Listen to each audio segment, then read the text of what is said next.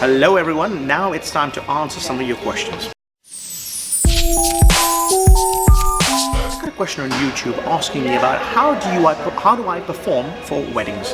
Now when it comes down to weddings, usually magicians get booked to do reception. That means you're performing while people walk into the venue.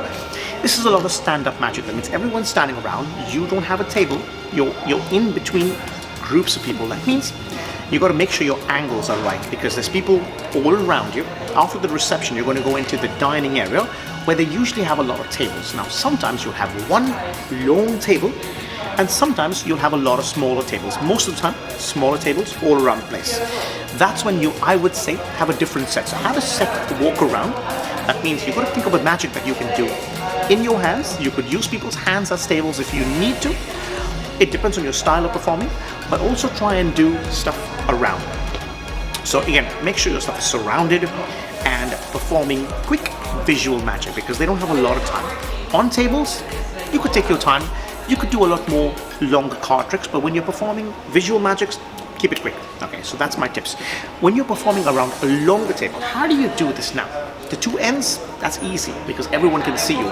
The problem is in the middles. So you have the middle section. So what I would say, I start usually at an end so they can see what I do, and I start something visual, and then I work my way around the table. So that means if I'm going around here, so now we've stopped at the end, we're moving around here. I will tell these people next to me to turn their chairs around a little bit. So we've got 3 or 4 people looking at me, and I will do my set there.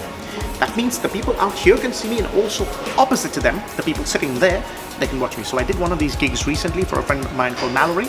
It was his son's 18th birthday, and I was in the situation where they had a very long table, and I was performing for 2 hours. So 2 hours of magic, that means I'm going to run out of material. So I had a lot of my stuff in the bag, and you can do the same thing, because the people out here on this table, a table for about 40 or 50 people, aren't going to see the same set.